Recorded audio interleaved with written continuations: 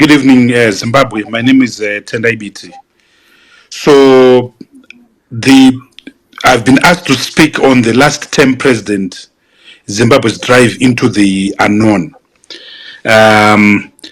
It's quite clear that in 2013 we came up with a new constitution for Zimbabwe, which was adopted by the referendum that was carried out on the 21st of March 2013, in respect of which 93% of the participants, representing about 3 million people, voted for this constitution. So this constitution, in section 89, defines the office of the president, and in chapter 5 of the constitution, it sets up the office of the president. In section 91, subsection 2 of the constitution is very clear.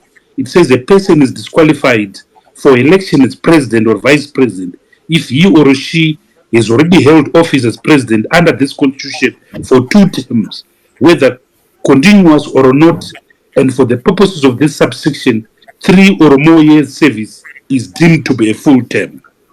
This therefore means legally that Mr. Mnangagwa, to the extent that he has served from 2018 and is now on his second term, cannot and will not be eligible to be president of the Republic of Zimbabwe again.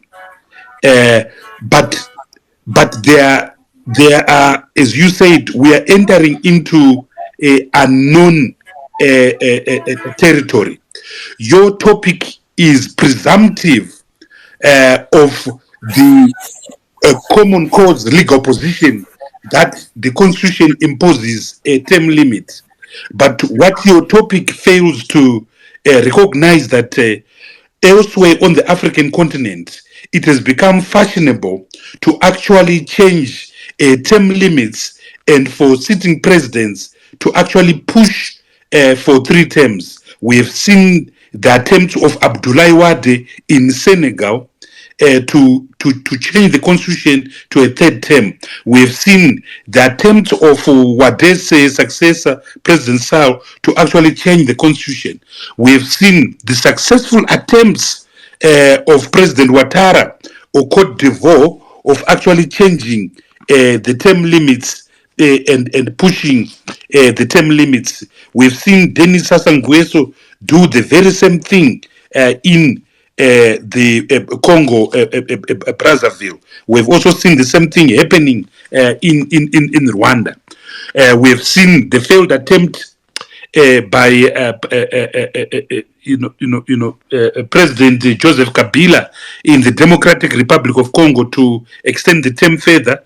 But even if he failed to succeed, he was president for more than 3 years after his term of office had expired.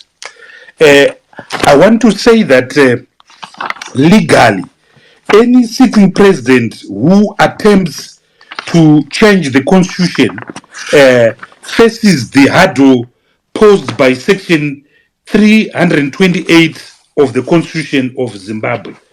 The Constitution of Zimbabwe makes it clear that if someone has to change the constitution, and if someone has to change a provision in the constitution that sets time limits or term limits, and remember, our constitution provides term limits for different offices, including number 1, the Speaker of Parliament, the President, executives in the army, the Chief Justice, and many others.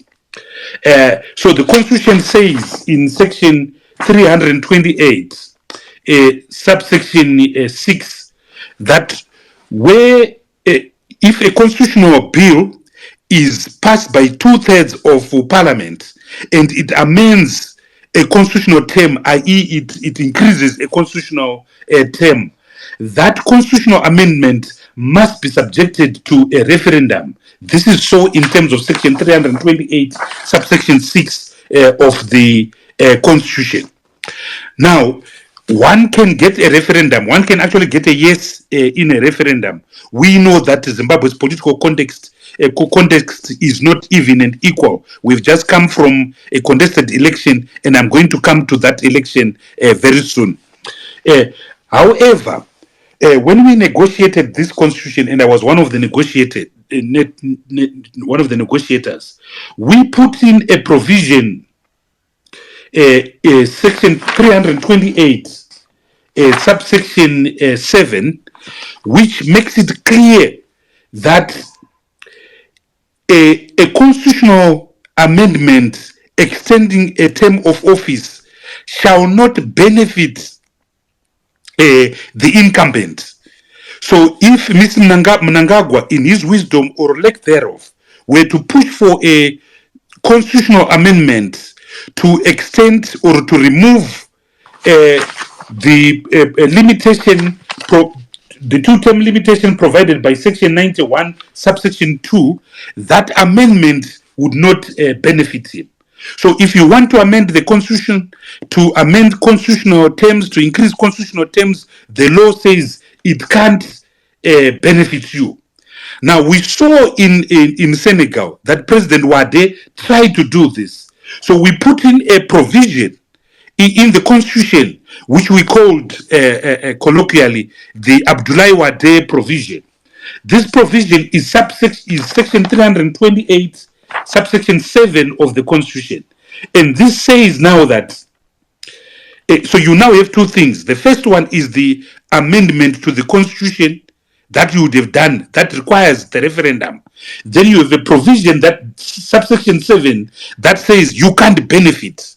Now, the constitution then says, if you want to amend section 328, subsection 7, which says you can't benefit from an amendment of the constitution because, which is extending a time limit, you have to go to another referendum. But here is the double protection.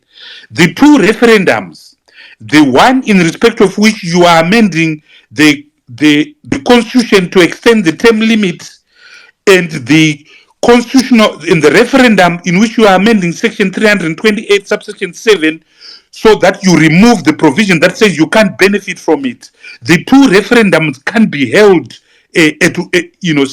simultaneously, concurrently. They have to be a separate referendum.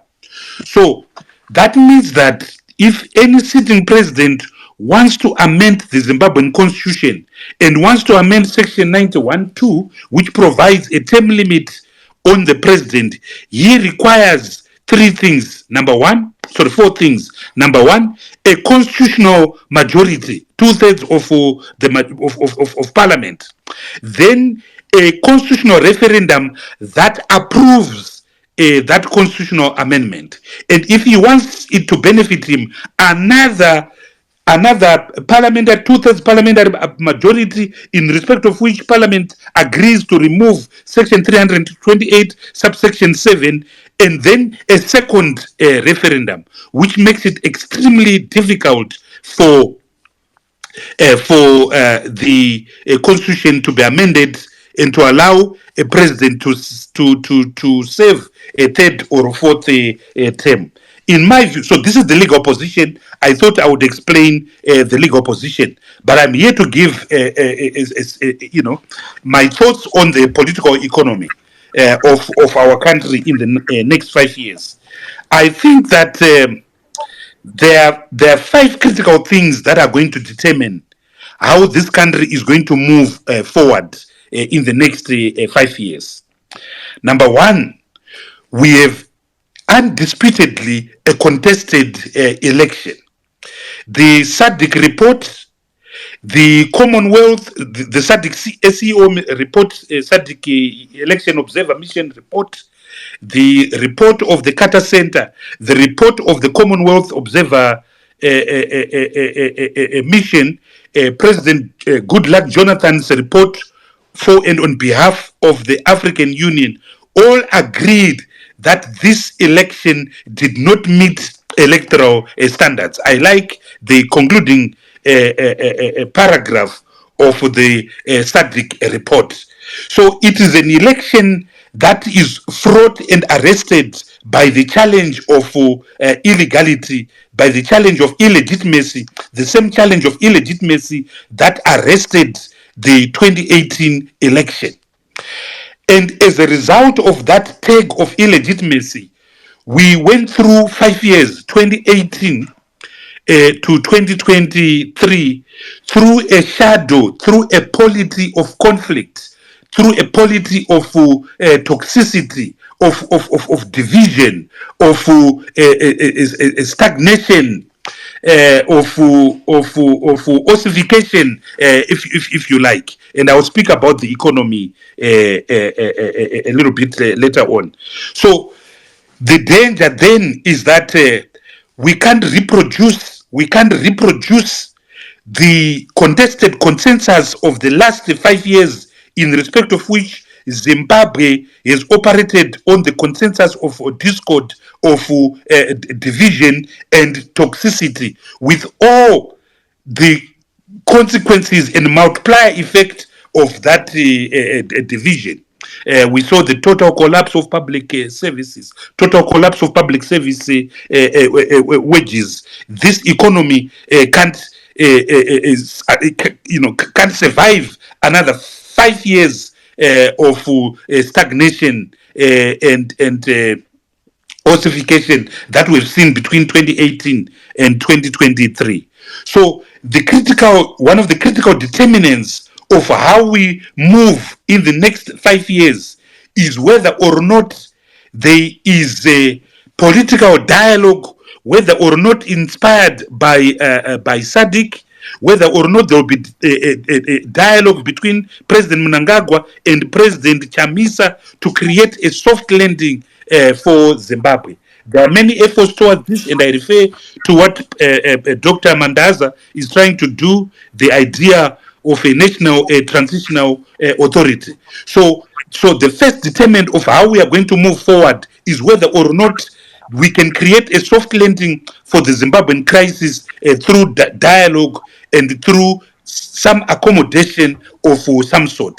And this can't be just an elite pact. It has to be a qualitative process that is targeted at reforms. The second issue that is going to be a key determinant is how we manage the economy. How we manage the economy is going to be determined by whether or not there's some kind of political solution. But the following are going to be key things. I'm winding up. The following are going to be key things in the management or lack thereof of the economy. Number one, are we able to manage the exchange rate? Are we able to control budget deficits, to control broad money supply, because it has got a catalytic effect on inflation? Are we able to continue? Are we able to live within our means? What I used to call eating what we kill. Are we able to conduct structural reforms in the economy? Are we able to deal with the corruption and illicit financial flows that are costing this country? Are we able to deal and affect the deep state that is killing this economy, as we saw, for instance, in the gold mafia documentary? Number three, as a critical determinant of how this country is going to move forward, is the question of the international community. Are we going to be able to engage and re-engage the international community so that all forms and barriers of isolation are eliminated? Are we going to be able to successfully negotiate the Zimbabwe's debt, overwhelming debt burden, which is now 130% of GDP? The answer to that question is political. Are we able to unlock the political gridlock? Because you cannot decouple international re-engagement from the political toxicity associated with stolen elections, violence, incarceration of activists. Job Scholar has been in prison for more than a year. So the international factor is going to be key. But there's another dimension of the international factor that I want to mention.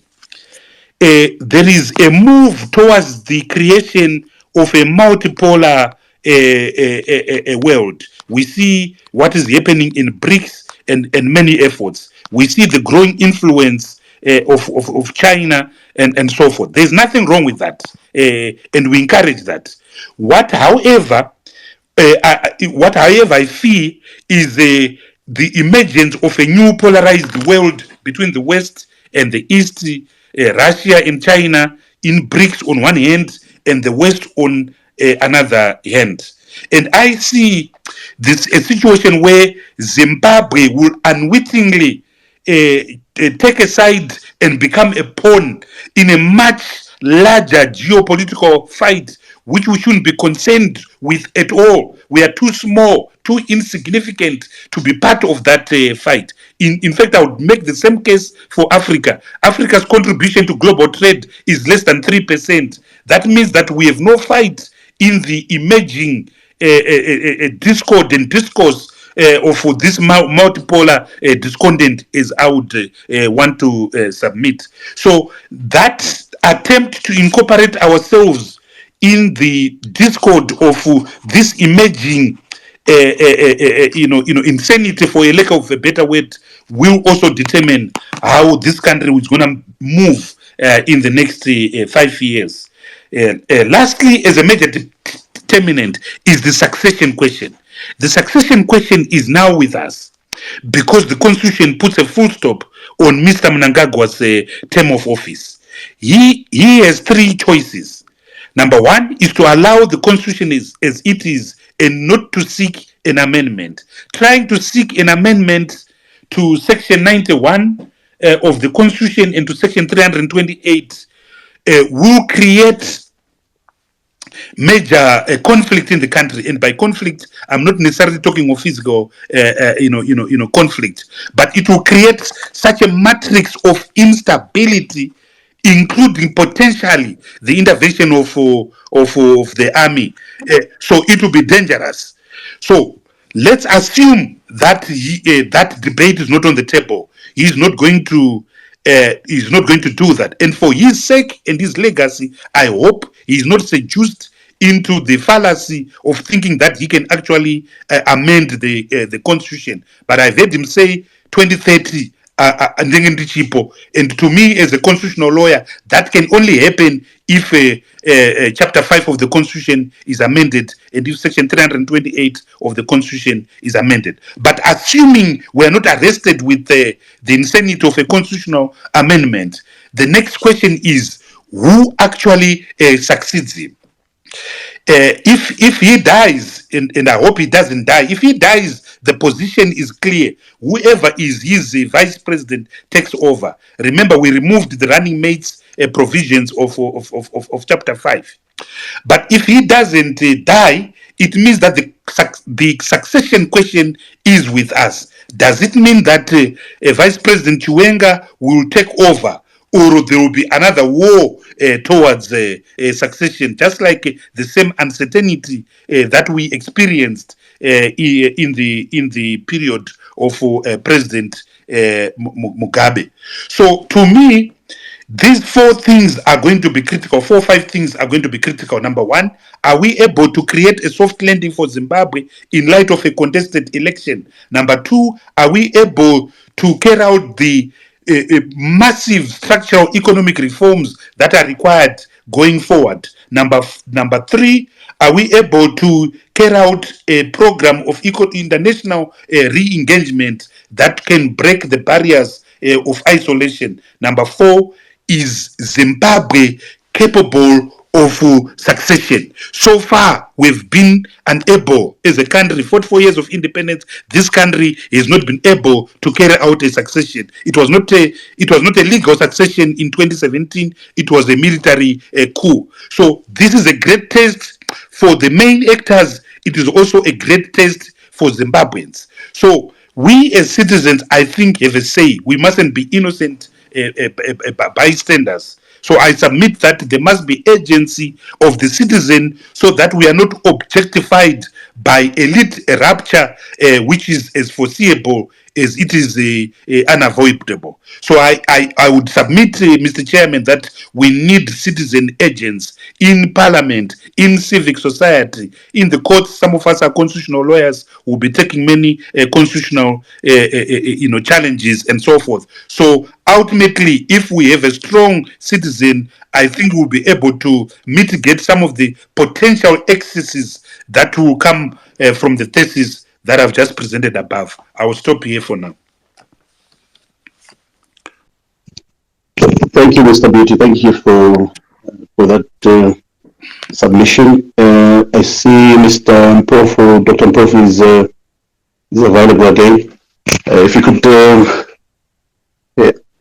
unmute your mic, Dr. Mpofu, and take the floor, please. Please go ahead. Yes, hi, good afternoon. Thank you. Hi. Yes, I just had a question for Mr. Biti because of certain statements that he just made. We have a new constitution. ZANU-PF is a whole political machine. What makes you so sure that now we have a constitution and we have Mnangagwa going on to his second and final term? What makes you think that ZANU-PF cannot produce another leader to lead Zimbabwe?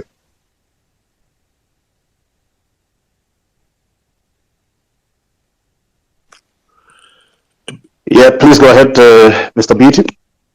Can you just allow a few comments so that I can just... Okay, a few others. Okay, you can answer them at the same time. Okay, we've got another request to speak from Danny. Please go ahead. Hi, thank you. Please, yeah, sure. Thank you very much for this platform, and I'm glad it's Mr. Biti on the stage here.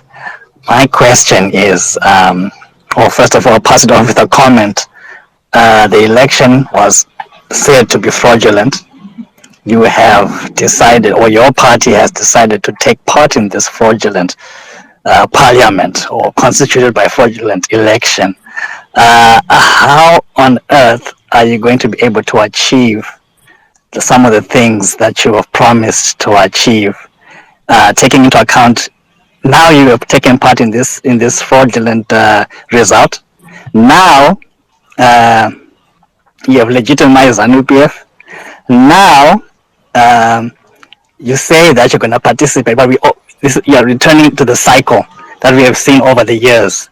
Complain, this time you just keep quiet, get into parliament, and then blame ZANU-PF where you have failed. How are things going to change this time without taking alternative steps to address the problems that we are facing? Because this looks like the easy way out, if you have to ask me. And I think it's shameless that your party has decided to participate after declaring yourselves that this was indeed a fraudulent election, instead of fighting for a re-election while you're out. Put yourself under pressure to do some work. But now we see you're in the same parliament. We know what the result is going to be. And how are we going to hold you accountable? What kind of things are you going to are you trying to achieve? Because when there is process saying, well, we're going to have an election soon, what happens if you fail? Because we know you're going to fail. And blame ZANU-PF sabotage. I would like some clarity regarding that. This is not an attack. I just want clarity as a Zimbabwean who now has to be represented by an entirely fraudulent parliament. A de facto government that has no legal basis to call themselves, honorable. This is very dishonorable, I'm sorry to say. Many thanks.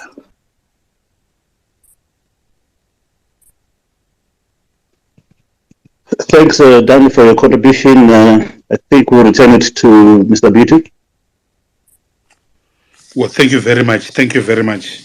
So, let me answer the first question. Yes, ZANU-PF is a machinery. And it is precisely because of that machinery that this constitution was created on the in the phrases that I've spoken. I've just highlighted. A good constitution is based on mistrust. You actually mistrust the incumbent. You actually assume that he's going to do terrible things. And therefore, you create a legal framework, a legal infrastructure that seeks to vaccinate against the potential insanity, against the potential derogation. So the provisions of the Constitution dealing with term limits were actually based on utmost mistrust that whoever is going to be a president in this country will want to amend the constitution. So there's treble protection. The first one is that parliament, there must be two-thirds parliamentary approval of the bill amending section 91 of the constitution, the two-term provision. Secondly, you have got the protection of section 328 subsection 7, which says if you amend a term limit, it will not benefit you. And again, to amend that, you need two-thirds majority and you need a referendum. And the two referendums can be held together.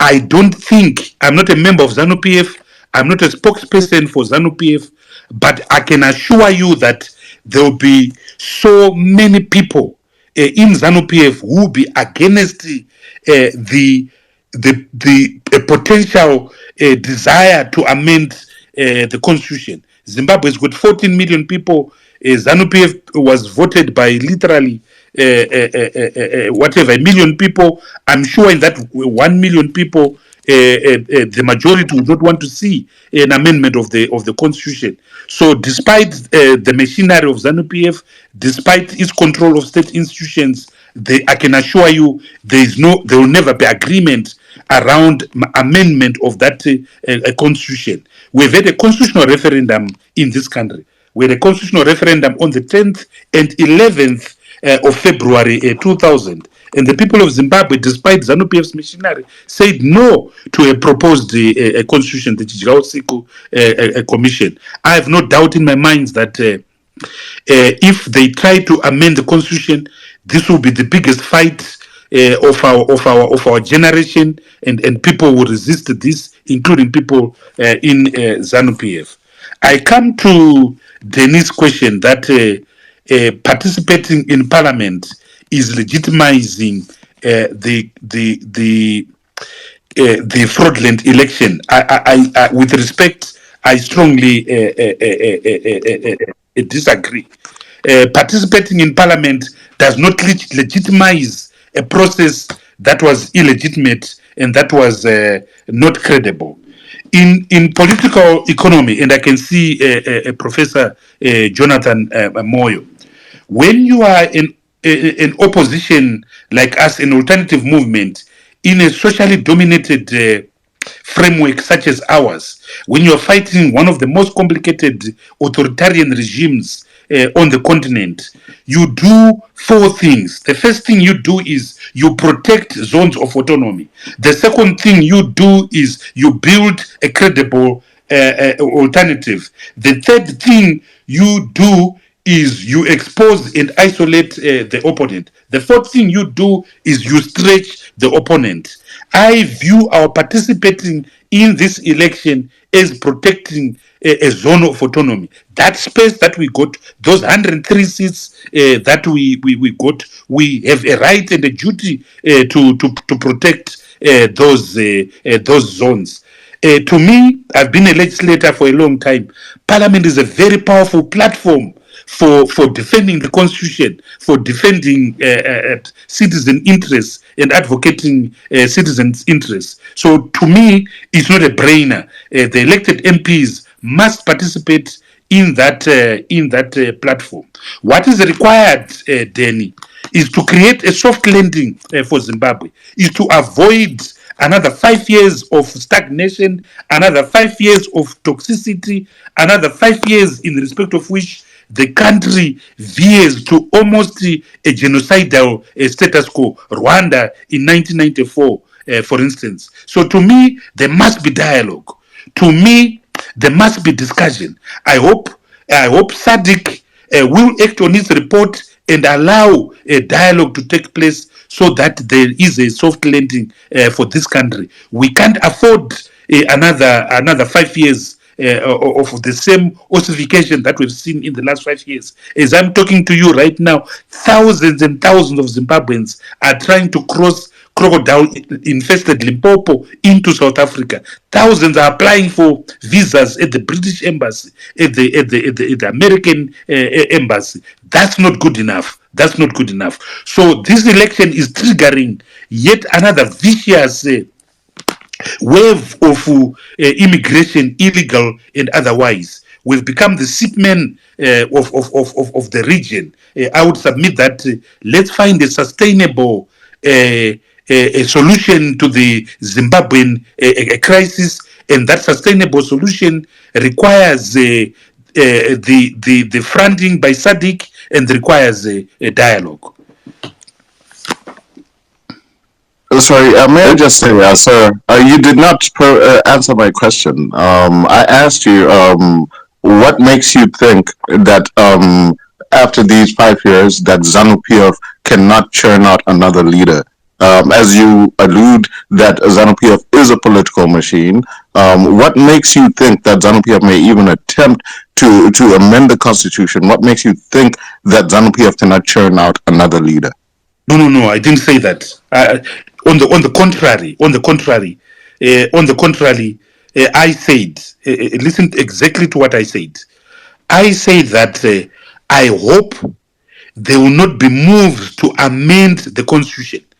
I hope the incumbent President Emerson Mnangagwa, will not be seduced to want to amend the constitution, because that will divide this country and set this country on a dangerous precipice. We don't want that. That's my submission. And I said there are 14 million people, including people in ZANU, who can become presidents in this country. That's what I said. But I also warned that the fact that he doesn't wish to amend the constitution does not mean that we don't have a succession challenge on our hands. The running mate provisions were removed by Parliament through Constitutional Amendment number 1 of 2018. Before they were removed, the first running mate would succeed the president. Now we don't have that, meaning that even if the mere removal or the mere refusal to be seduced by the demon of wanting to amend the constitution, that means that we are now back squarely to where we were when President Mugabe was alive, which is the succession question and how it is resolved. And I hope it can be resolved amicably and legally and with decency. That is my submission. Okay, thank you. I'm satisfied with your answer. Thank you. Thank you, Mr. Biti. Bashwana wishes to speak. Please unmute your microphone. Yeah, thanks, Zimlife, and thanks to Comrade Biti there. I've got two questions for Mr. Biti, mainly on the issues of the constitution itself. Number one, I would kindly ask Mr. Biti about the processes which happened in his political party, which in so many, millions of Zimbabweans were left, with no words to comment or to say about the processes which seems to be, controlled in one man's office. I would give example of Councillor Court, the new councillor for Ward 4, where he was then, right now as it is in terms of the laws, Mr. Biti, I cannot lecture him about the laws. Who is being, I would say, detected to the people of Bulawayo to say Mr. Kota should be a mayor of Bulawayo, yet there is a process which is supposed to be followed in terms of the Urban Council Act of 2015, and so forth. I want Mr. Biti to explain to us this assertion of Nelson Chamisa, his president, of detecting to people, this one should be this one should be this? What kind of leadership, as you said yourself, that you are alternative, and basing on what happened on your elective processes or whatever selection processes, which left so many millions of Zimbabwean, unbelievable, where we ended up having in ballot papers 4 5 candidates or 3 candidates, 2 candidates for one ward or for one constituency. And then lastly, I want Mr. Biti probably to explain to us the issue of delimitation. Because the opposition, in this case, I would say the opposition, which is CC. CC actually, in its reasoning, they said that we didn't go to the court to challenge this election outcome simply because the courts are captured or the courts are going to be biased in terms of the packages or whatever the remunerations which were given to the judges.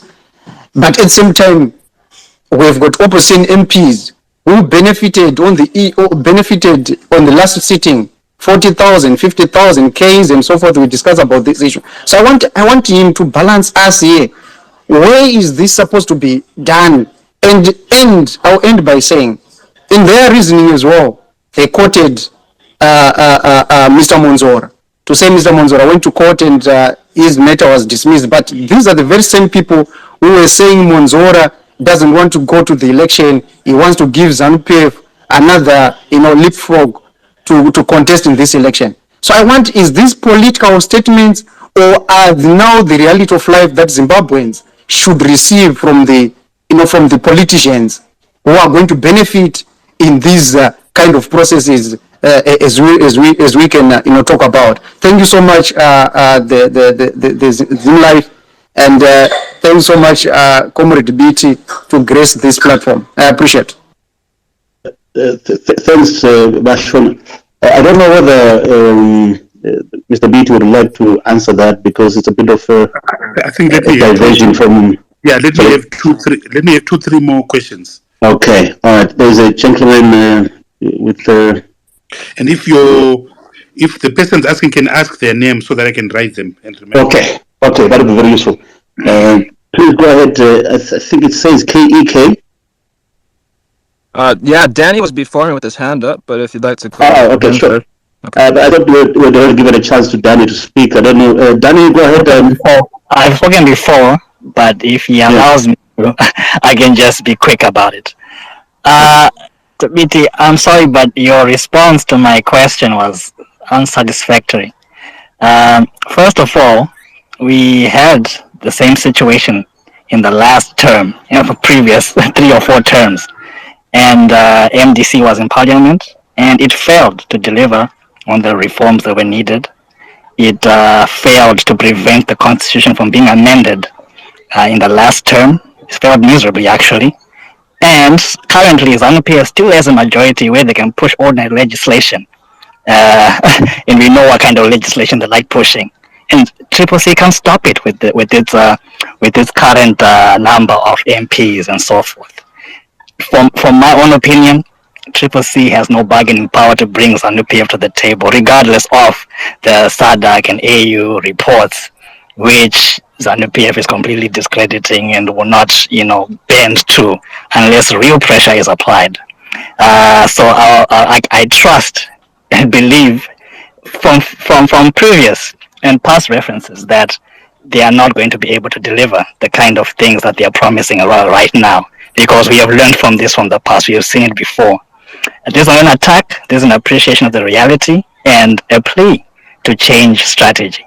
And the councillors, the same dynamic is with our councillors. We all know they don't possess the kind of power that they need to address the kind of problems that are bedeviling our communities.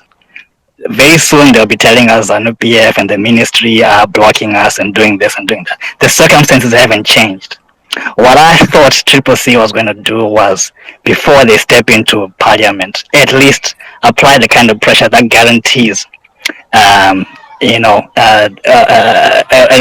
environment that allows for them to perform. Right now, those impediments still exist, and yet you're still promising to deliver.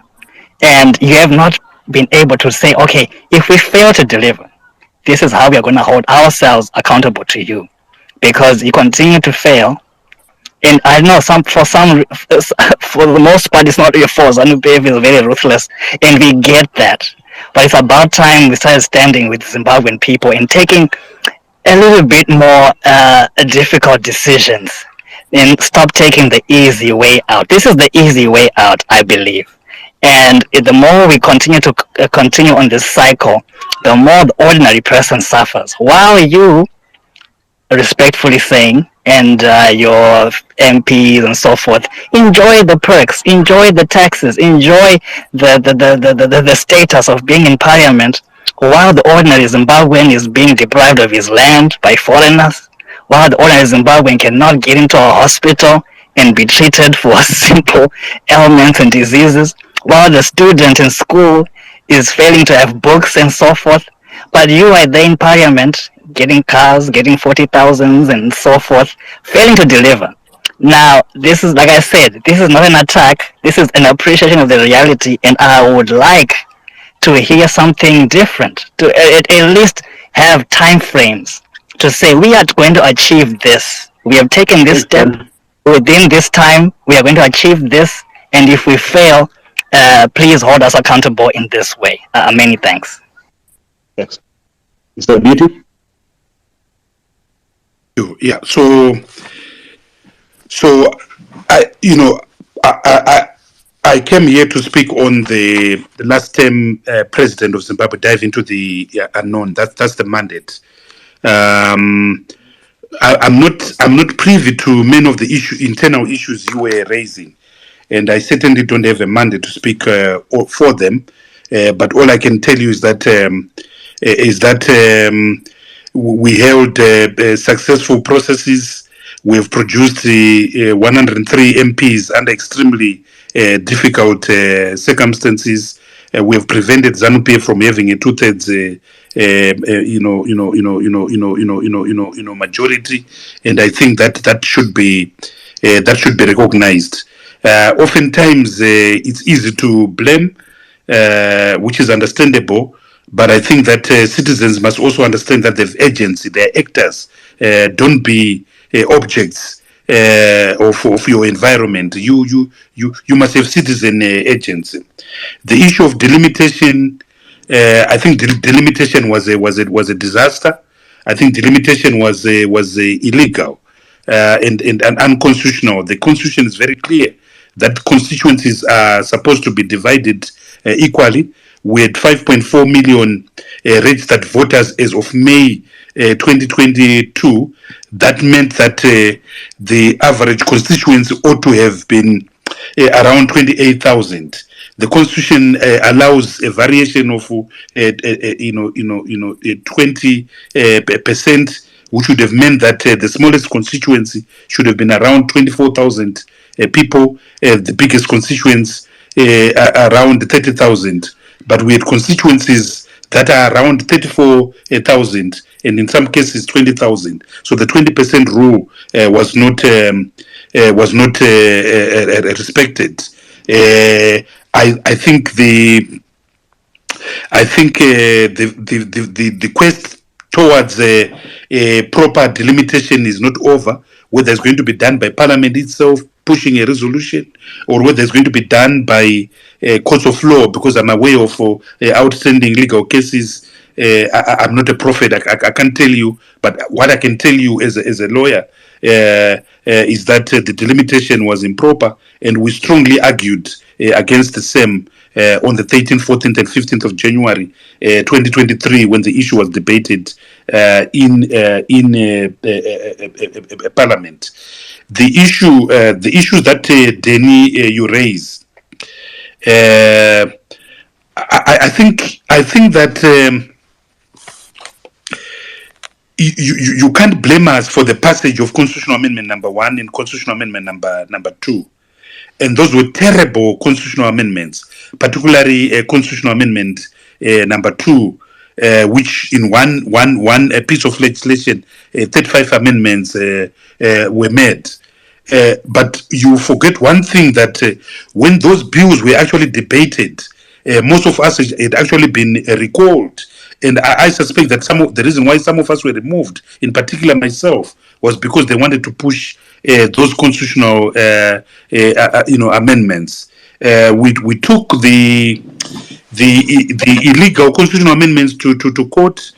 We have lost. There's only one constitutional challenge that is pending, based on the basic structure doctrine, that you can't amend the constitution, amending its basic structure, it loses its identity. Therefore, it's not a constitutional amendment. The bottom line is that the 20 March 2020 judgment in the matter of Thokozani Kupe versus Nelson Chamisa, which gave our party to Dr. Monzora and Dr. Kupe, really affected and had disastrous consequences on our presence in the 9th session of Parliament, and allowed the smooth passage of those constitutional bills. So we can't be judged on that.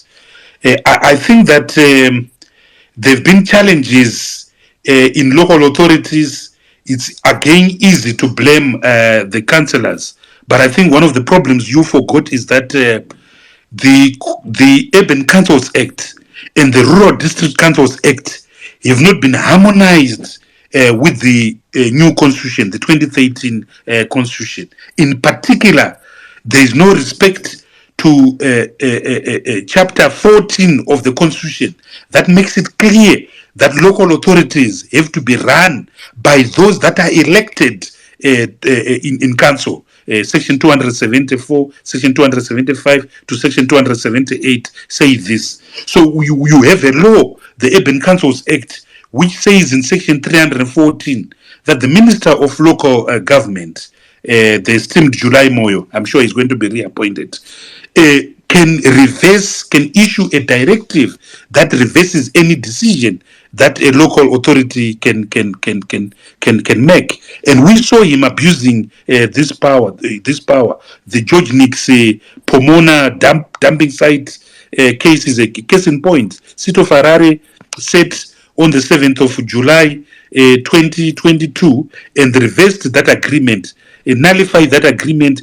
July Moy writes a letter on the 12th of July saying, reinstating that agreement and paying George Nix from amounts that are due to the seat of Harare in respect of devolution. It's not just Section 314 of the Urban Councils Act, which is pernicious. You have the provisions of the Urban Councils Act, which obliged all procurement to be done in terms of the State Procurement Board and not the local authority itself. You have provisions in the Urban Councils Act that require the budget of local authorities to be consented to by the Minister of Local Government and the Minister of Finance. You have in the Urban Councils Act provisions that create a local government board that says the seat of any city cannot employ a senior official without approval of the local government board, which is a synonym for the Minister of Local Government. So you've got total emasculation of local authorities by the minister, by the central government.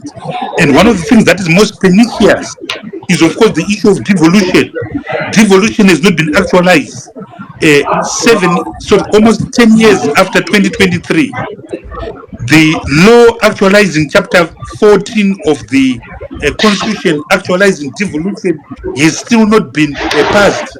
We've just had elections right now in which provincial representatives have been elected, but they're not going to serve because the devolution law has not been enacted, notwithstanding that there are 3 or 4 judgments obliging the government to actually enact that law.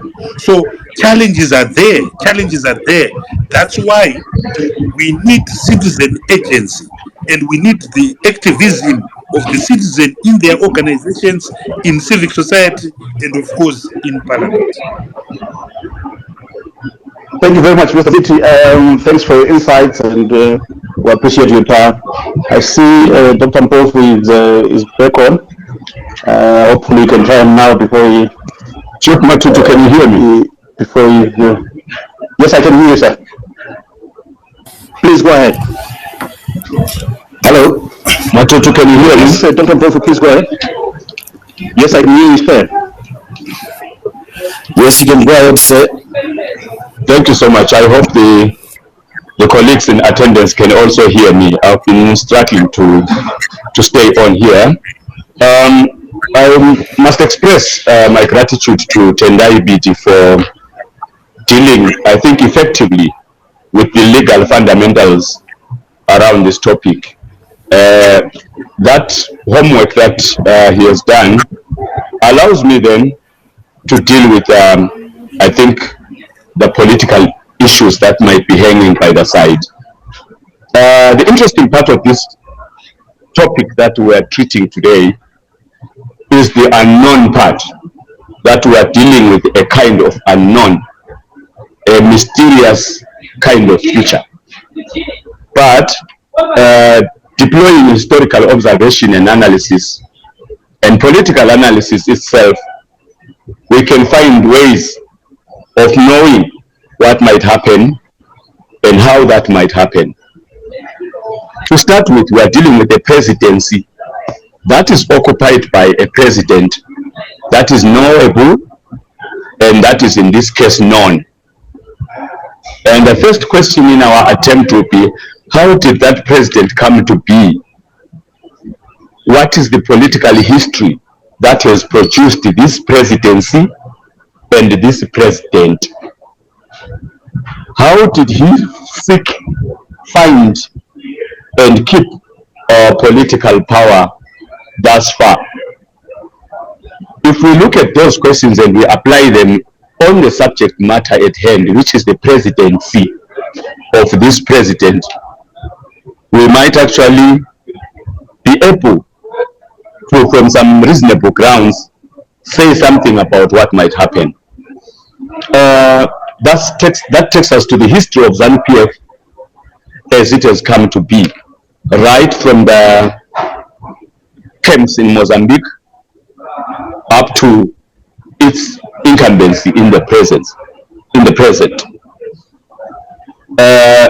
I want to drop the observation that was made by Masipula Stole and John Makumbe, our late professors, who wrote a paper which observed that this unit, this entity, which I call a political cult called ZANU-PF, arrived from the Bush War, occupied or possessed by a one-party state psychology, which means that they did not wish to entertain, or were they ever sold to any idea of multi-party democracy.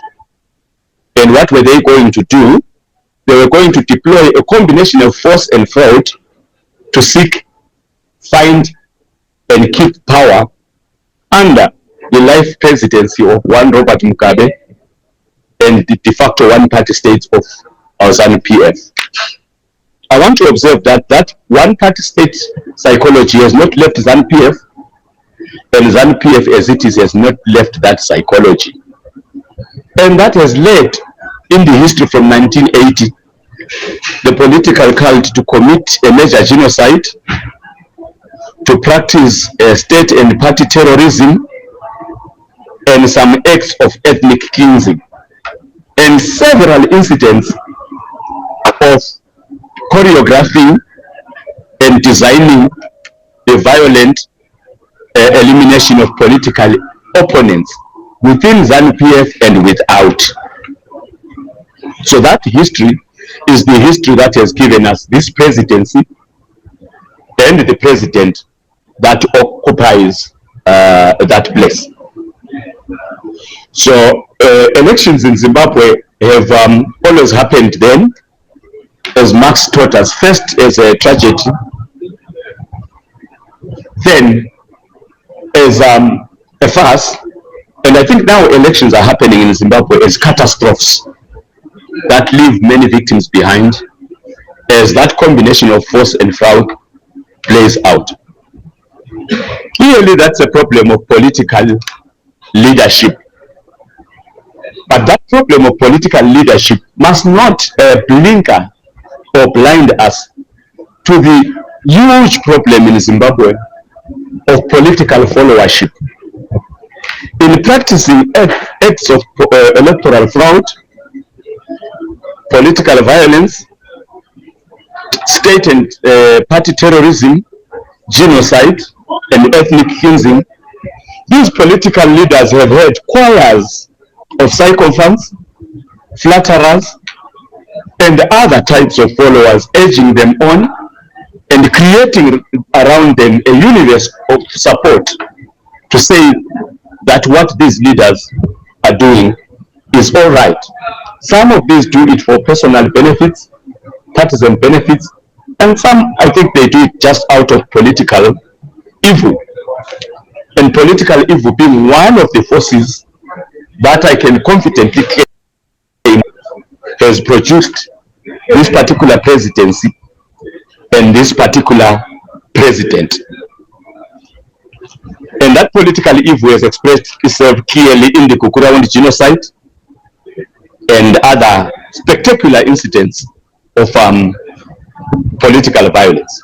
Now, for us to be able to try and not predict but project what Emerson Mnangagwa's next political move might be, we need to look exactly at the genealogy and the provenances of his kind of leadership.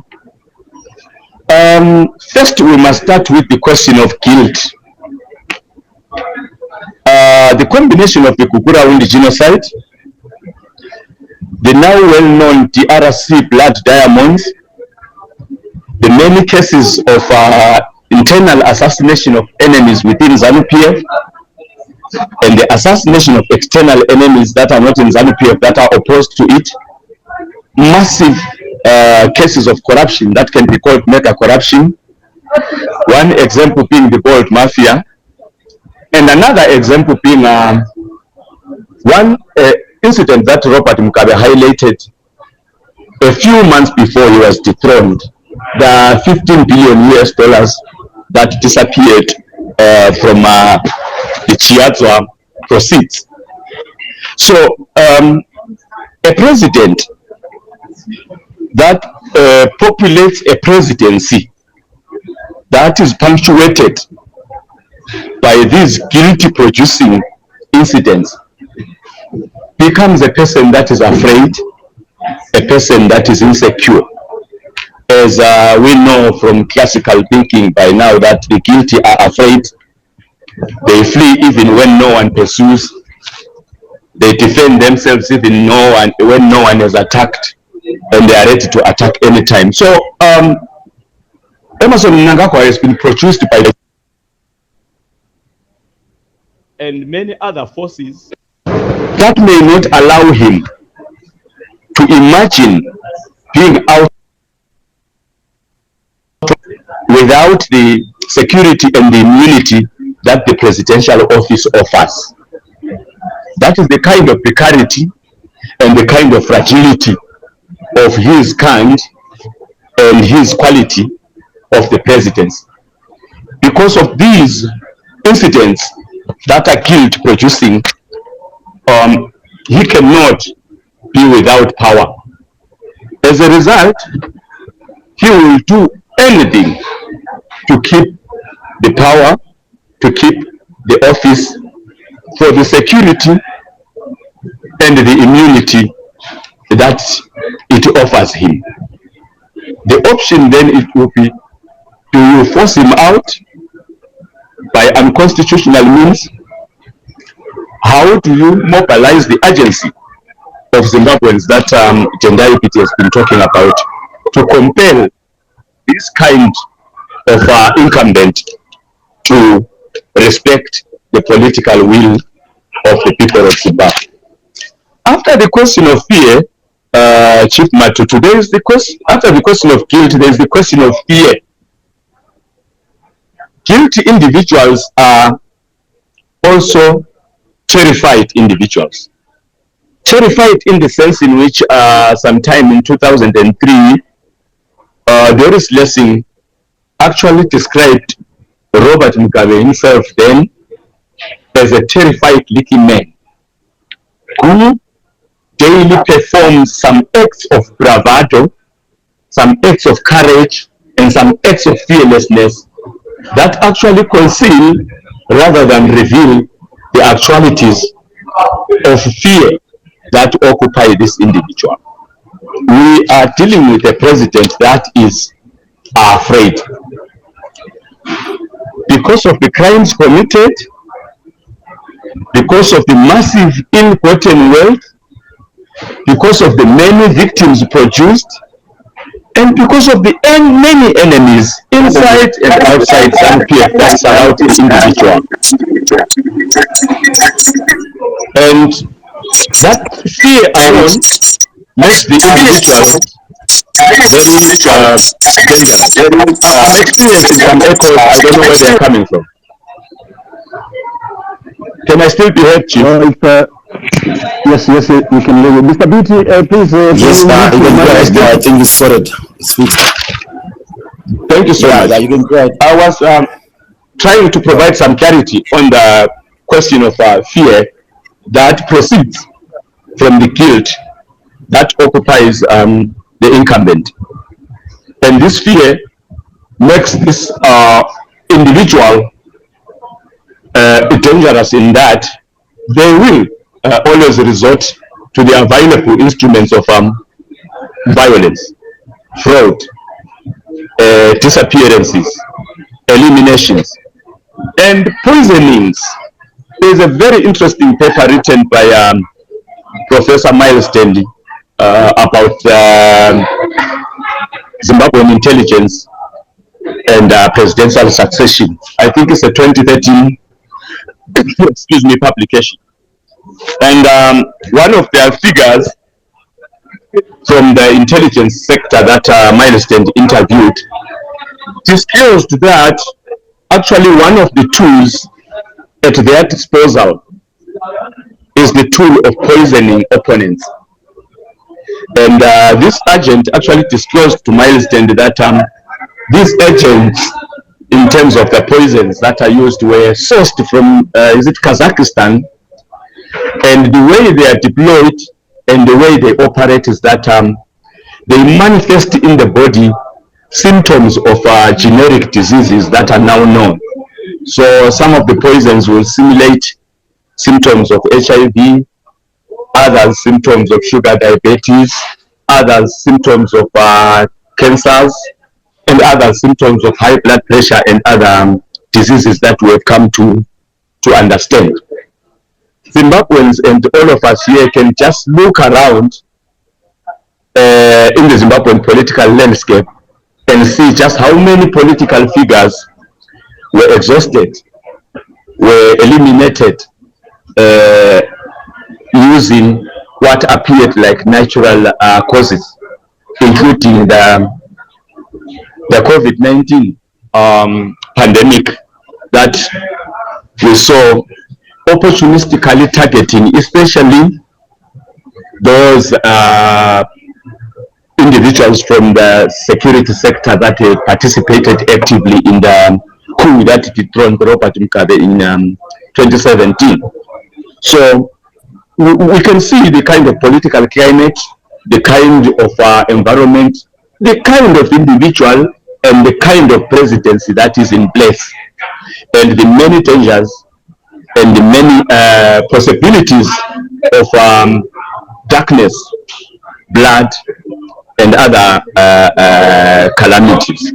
So I hope I've managed to flesh out the question of fear that occupies this individual and the institution and the office that they currently occupy, and the dangers that confront Zimbabwe. Quickly, I want to rush to the question of what kind of regime is this? Because if we are to project what might happen to us, we need to look closely at the nature of the regime, politically and otherwise. I've previously characterized this regime as a native colonialist regime, in that the way they've held on to power through domination by force, that is a colonial way of doing things. The way friends, family, and France of the presidents have monopolized the Zimbabwean economy. Think about the gold mafia just as a small tip of the large iceberg. That is also a colonial way of handling a country's economy as they have been handling the polity. So what does a native colonialist regime do? It does everything colonial except that it is native, populated by natives of the country. That tells us then that we must look forward to another future of political domination and economic exploitation. What these individuals in this political cult have done, they put in place the exact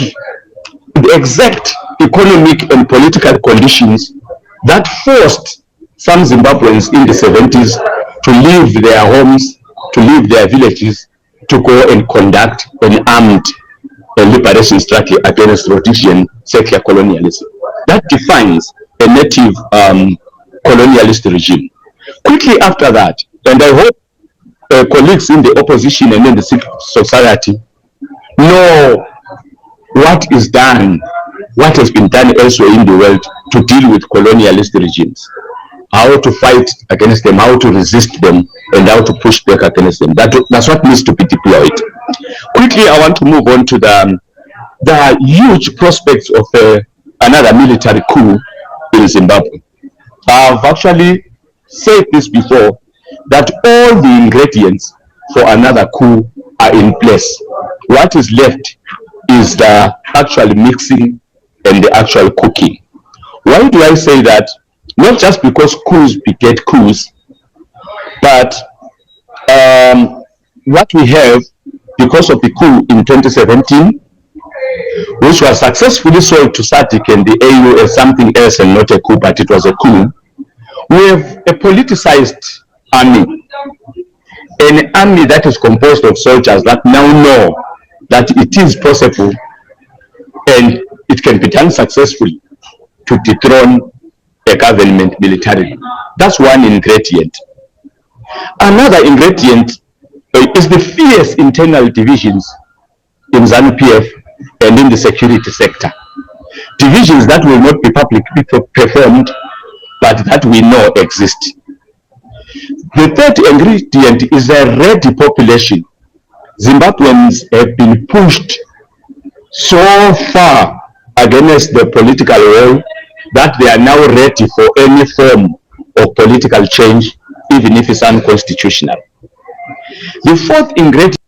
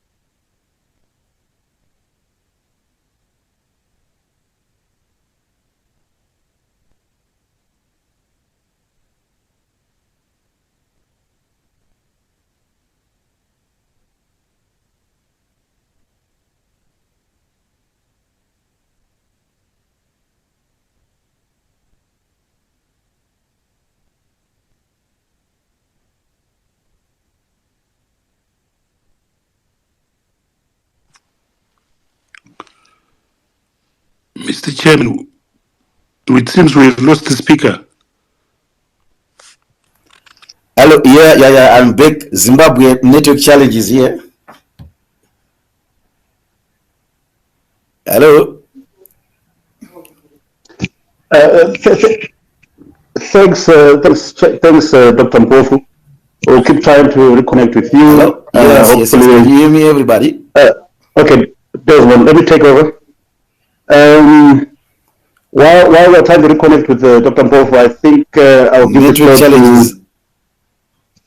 the floor to Mr. K.E.K. You wanted to ask Mr. Biti a question? Please go ahead. Yeah, thank you for having me up here. And again, some of my questions might is more like a lot of my reading, but I guess in a few questions I have is obviously it seems like the last amendment was stimulated in 2017, and my question is what was the current, because with the election now kind of seemingly is taking place on the 23rd, what was the current, because I don't necessarily know, but that's why I'm asking, because I have a further question, is what was the necessarily current modality of how was the balloting done? Was it done via paper balloting or electronic balloting or both? That's my first question, because I have a question to that.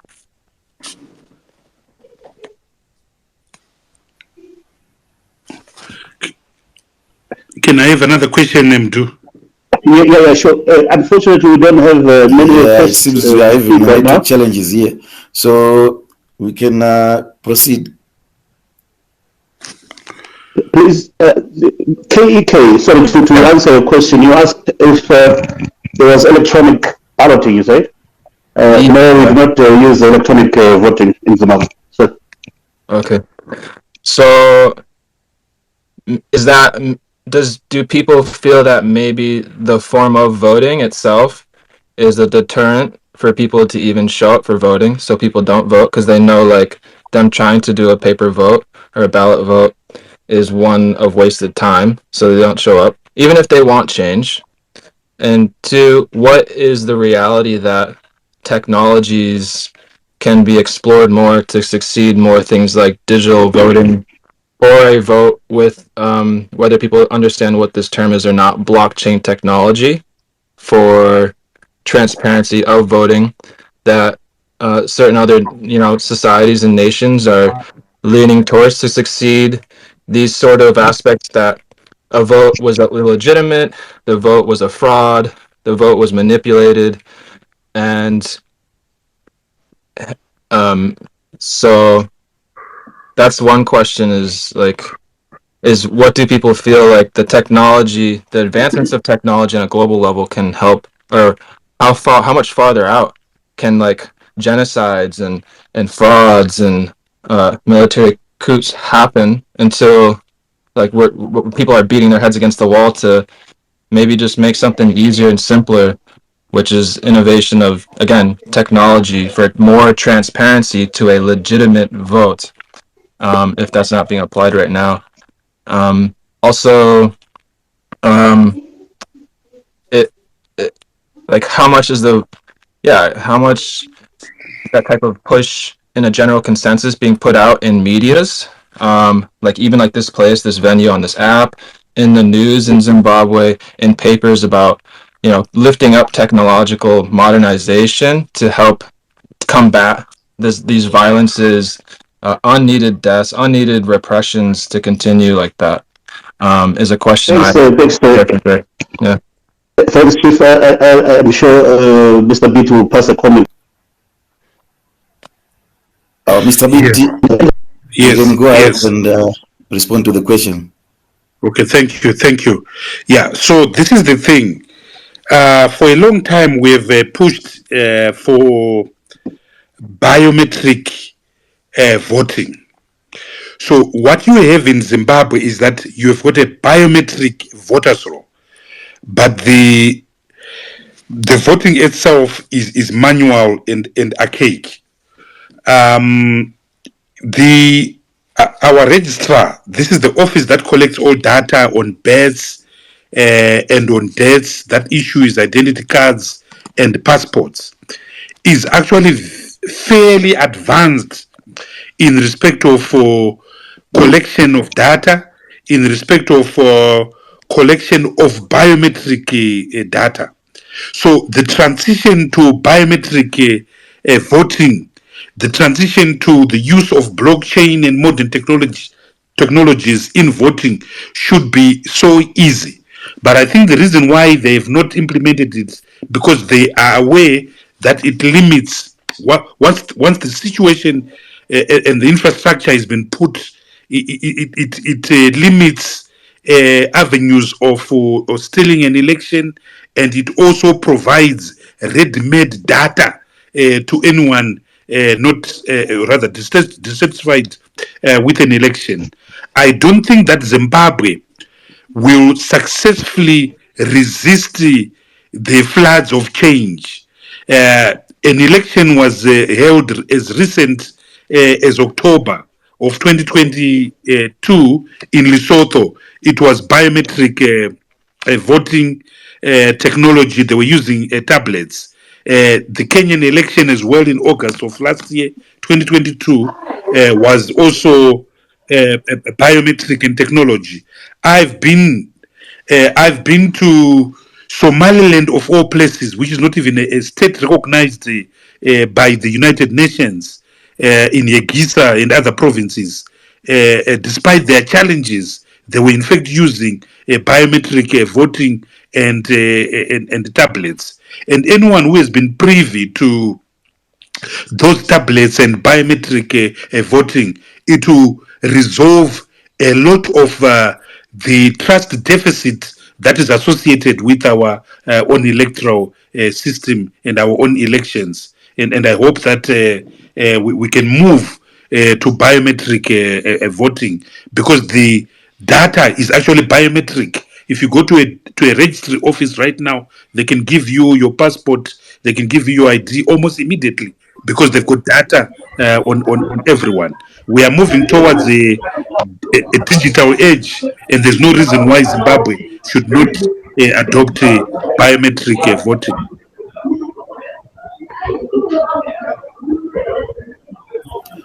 Thank you, Mr. Biti. So, just a gentle reminder, our discussion we are having here, and we are discussing about the constitution that was adopted in 2013, which introduced the term limits of presidents, limiting a president to 2 5-year terms. So President Emerson Mnangagwa, who has just been at the helm, he has been at the helm, he is now at the helm, has been controversially been inaugurated for a second and final term. And in our history in Zimbabwe, this is the first time of the country to have the president's term that starts as a countdown to his exit. So just to try and understand what the next 5 years might look like, we are joined by the former finance minister Tendai Biti and Dr. William Jethro Mpofu, researcher at the Wits University in South Africa. So yeah, we continue as we try to wind up. If anybody has some questions, you might raise your hands up, and you can put your questions to Mr. Biti and our doctor from Wits University, Mr. Jethro. Yes, can I go ahead? Okay. Yeah, sure. All right, thank you. First of all, I wanted to address Jethro a little bit, because a lot of what he was talking about seems to be conspiracy theories with no proof, with no names of these people that he says were negatively affected by the Zimbabwe government. So I'm very, very worried about that.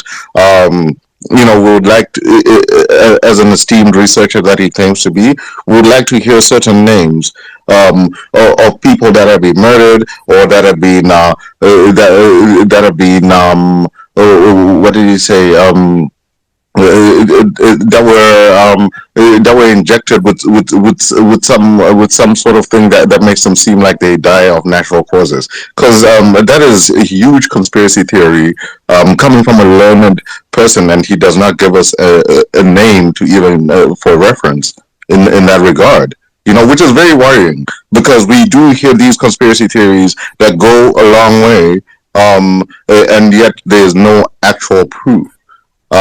So that's very, very worrying to me. Secondly, diving into this unknown, Mr. BT, and I appreciate your presence. Thank you very much, guys. We dove into the unknown when we had the GNU in 2008, where you were finance minister. And of which during that period as well, the MDC also partook in the writing of the new constitution that now governs Zimbabwe. And we took a deep dive into that. We saw some sort of economic accession. We saw some of our economy getting better. But then it seems to me at that point that it was only artificial, and was only at the it was only because Western funders were essentially releasing funds into Zimbabwe, and then it seemed like artificial growth because it soon went down, and there was no sustainable economic growth that actually entailed your ministry, your period as finance minister.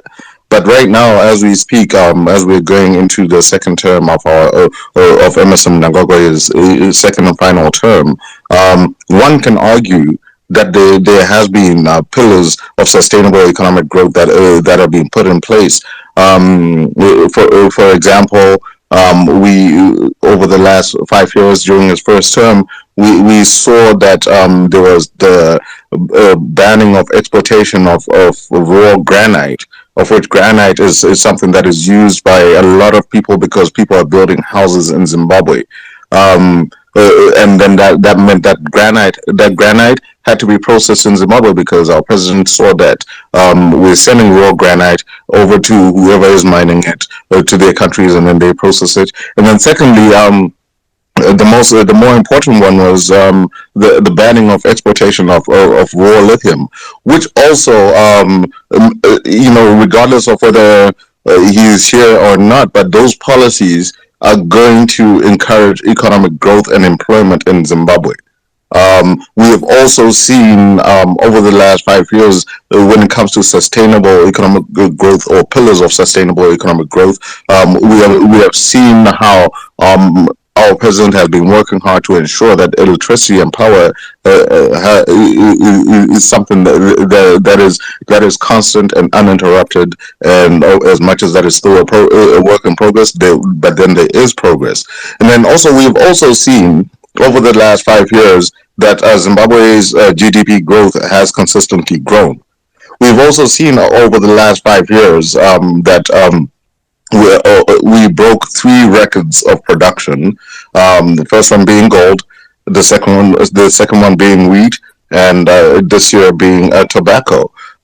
Those things are they not a reason for a positive outlook on Zimbabwe when it comes to economic growth? Because as much as we may want to say that if we change power, things are going to change overnight, that's never going to be the case. Especially when we're considering that we have this law that is called the Zimbabwe Democracy Economic Recovery Act, that is called ZIDERA, that is also hindering us in our growth. But we are still going towards our growth, and the numbers don't lie. So is there not a reason? I'll be landing. Is there not a reason then to be more positive in the outlook of Zimbabwe in the next 5 years? Thanks for the question, Lord. Please go ahead, Lord. Thank you very much, Lord Master. Thank you very much. I think we all can agree that we've gone through a phase of truly crisis where Mutuli has destroyed the Zimbabwean economy. I'm not sure if anyone can hear that. Lord Master, please go ahead. Yes. I can hear him, yeah. I can hear him. Okay, sure. Okay, I have 3 questions for Honorable Biti. One, does he think, so it becomes political, doesn't he think now it's time for... Can anyone hear him? See? They can hear me, but... I can hear him, but then Lord Ryan, I think you need to drop down and come back because people can't hear you. Sure. The villager, please go ahead.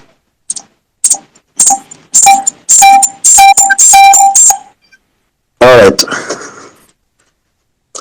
Mr. Biti, I think you can answer to the questions which has been raised so far.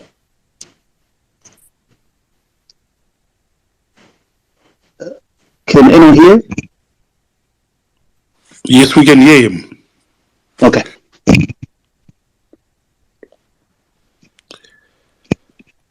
Yeah, so I'll answer. I hope we're now moving to conclusion, Mudu.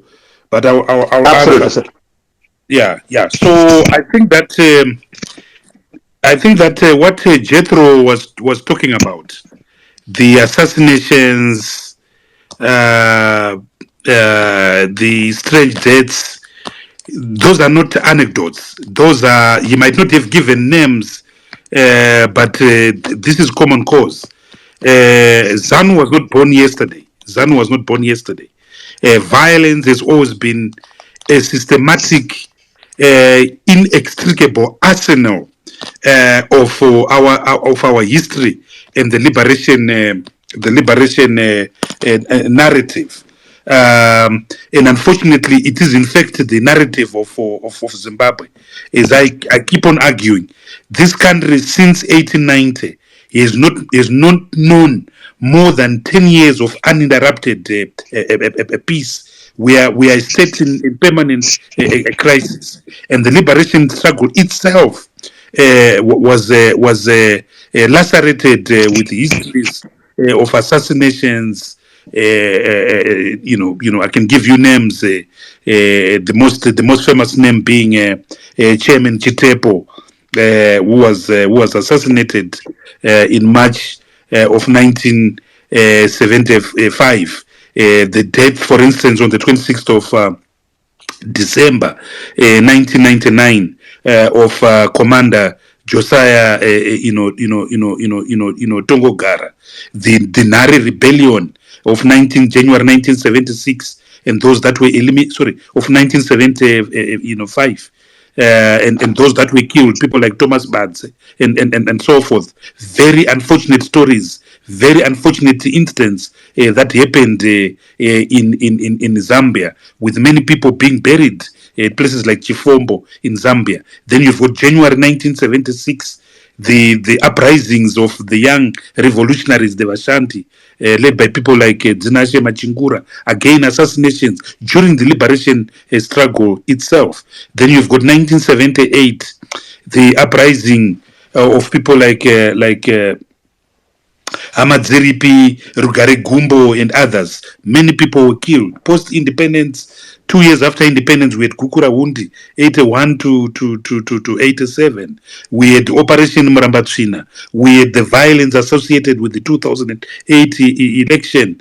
My generation in the change movement, we lost thousands and thousands of cadres, the likes of Tundera Indira and so forth. So what Jethro was talking about is not anecdotal. And it has been written a lot. He referred to Miles Tendi. I think you ought to read Miles Tendi's book on General Mujuru. And every Zimbabwean knows that he was assassinated in 2012. So it's not anecdotal. It's not anecdotal at all. I want to come to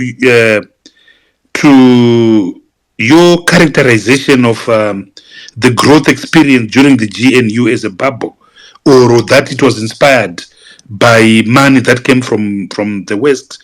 Far from it, we hardly got any overseas development assistance that was in excess of $600 million per year, which is in fact consistent with what Mutuli has been receiving in the last 5 years. But we ran the economy on certain fundamentals. One of the fundamentals was that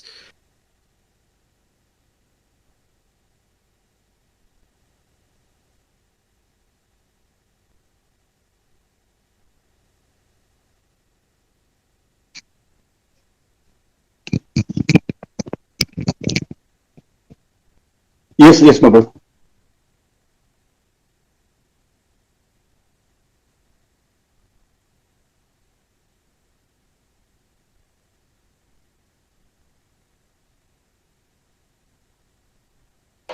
You may need to unmute him. Then.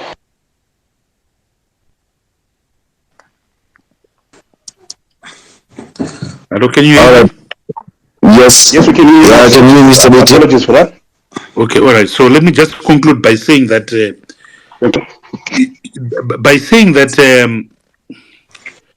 since 2014 to now, the economy, we have serious structural problems. And part of the problem has been an expansionary fiscal policy that has created deficits, which deficits has been monetized by the creation of money. The introduction of the bond note in 2016 was a disaster, a complete disaster that led to the devaluation of the Zimbabwean currency, that led to the devaluation of Zimbabwean assets. We lost, in 2008, our pension industry lost US 5.86 billion dollars. We've gone through two further losses in 2016, where we lost value by 40%, and in 2019, when the government introduced the SI 33 of 2019. These are massive losses of people's income without compensation. The economy requires major structural reform around, number one, the issue of currency. There's a threat, there's a talk of total demonetization of the US dollar and the resort 100% to the local currency. I think that will be a disaster, a massive disaster that will see contraction of the economy, that will see the economy plunging into a recession, which will soon graduate into a depression. I hope they won't do that. Number two is inflation, and somehow, if you look at the exchange rate right now, the US dollar is now trading at 1:7,500, 1:7,800, meaning that we are already into a mode of an implosion of the exchange rate, an implosion of inflation. So, and I haven't spoken about the collapse of public service, the public health system. Schools opened yesterday. Thousands and thousands of students were not allowed back to school because of school fees, which are being demanded in US dollars on a population that is unemployed or that is earning in RTGS dollars. I've just lost an aunt at Harare hospital, so I spent a few days visiting Harare hospital. It's like a hospital in a war zone. Basic drugs, basic infrastructure that's necessary in a basic hospital is not available. So therefore, I make the case for a soft landing for Zimbabwe. The possibility of a coup that Jethro talks about is not a possibility. It's probably a probability because the ingredients are there. How do you avoid that? You avoid that through creation of a soft landing.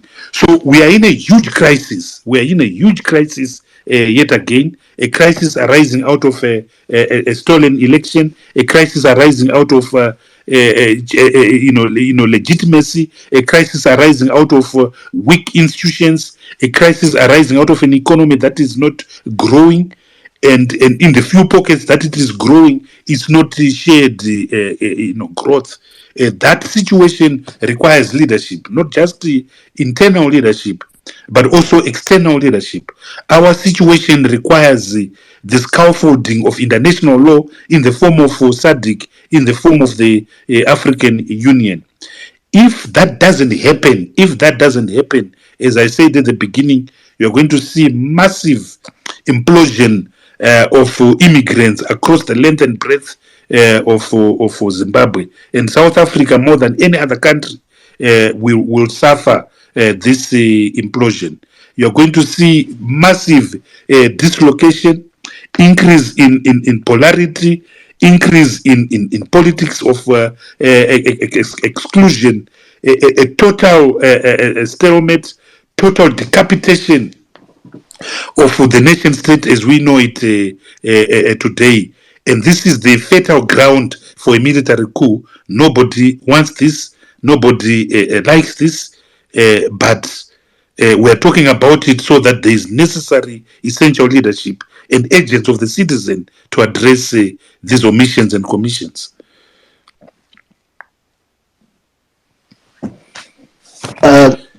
Thank you very much, Comrade Biti. I think we have had you here for an hour and 45 minutes.